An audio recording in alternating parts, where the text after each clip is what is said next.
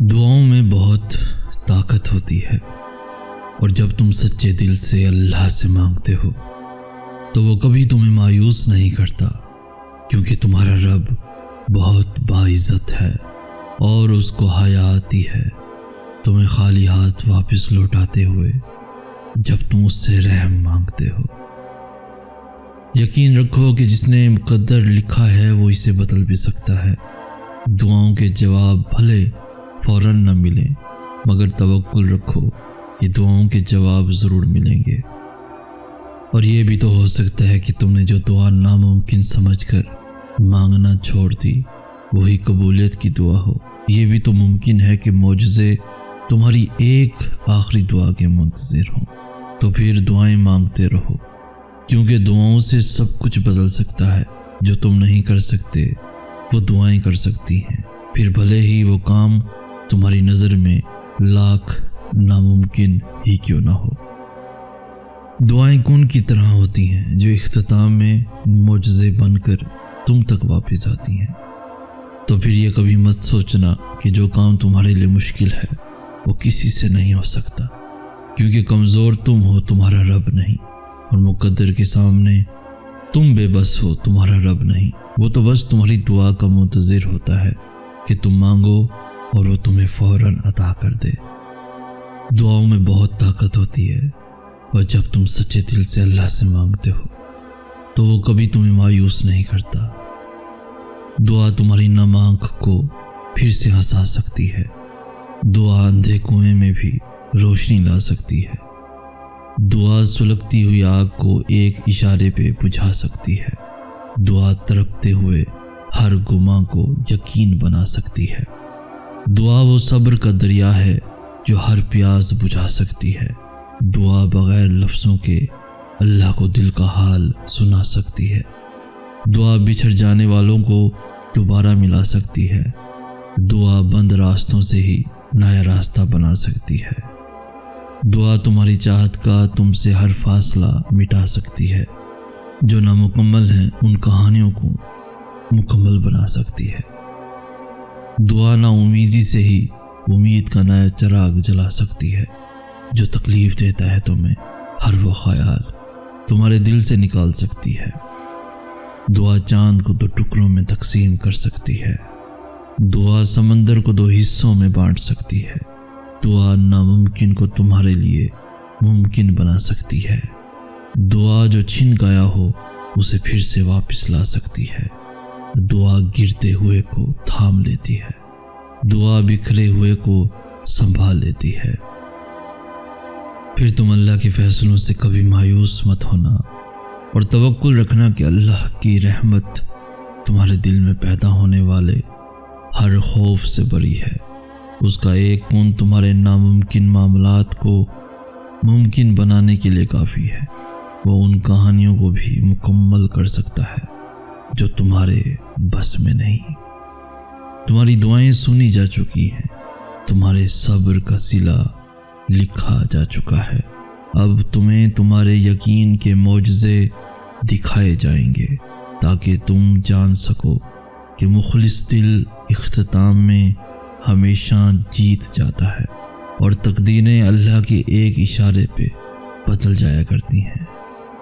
انتظار کرنا مشکل ہے، مگر اس انتظار کے بعد جو اجر تمہارے لیے لکھا گیا ہے وہ تمہاری زندگی بدل دے گا۔ بس ہر چاہت سمیت خود کو اللہ کے سپرد کر دو، اور پھر دیکھنا وہ تمہیں کیسے ہر غم ہر زخم سے تمہیں آزاد کر دے گا۔ تو پھر دعا مانگنا کبھی مت چھوڑنا، اور اس یقین کے ساتھ مانگنا کہ وہ ہر حال میں دے گا۔ پھر دیکھنا تمہاری دعاؤں کے جوابات ان صورتوں میں آئیں گے کہ تم مطمئن ہو جاؤ گے۔ جس نے صرف 6 دنوں میں زمین اور آسمان اور ان میں موجود ہر چیز بنا ڈالی، تمہیں لگتا ہے کہ اس رب کے لیے تمہارا مقدر بدلنا مشکل ہے؟ اس کے لیے کچھ بھی ناممکن نہیں، اس کے لیے کچھ بھی مشکل نہیں۔ اس غم کے بعد اس نے تمہارے لیے خوشی کو چن رکھا ہے۔ اس مشکل کے بعد تمہارے لیے آسانیاں ہی آسانیاں ہیں۔ وہ تمہاری تمام بے سکون راتوں کا گواہ ہے، اور اس نے تمہاری ان بے شمار دعاؤں کا بھی حساب کر رکھا ہے جو تم نے اس کے سوا کسی اور سے نہیں کہیں۔ وہ تمہیں برے وقت سے اس لیے گزارتا ہے تاکہ تم اپنے اچھے وقت میں اسے یاد رکھ سکو۔ وہ تمہارے حالات سے ناواقف نہیں ہے، وہ جانتا ہے کون سا دکھ تم نے آنسوں میں بہا دیا اور کون سے دکھ کو خود میں ضبط کر لیا۔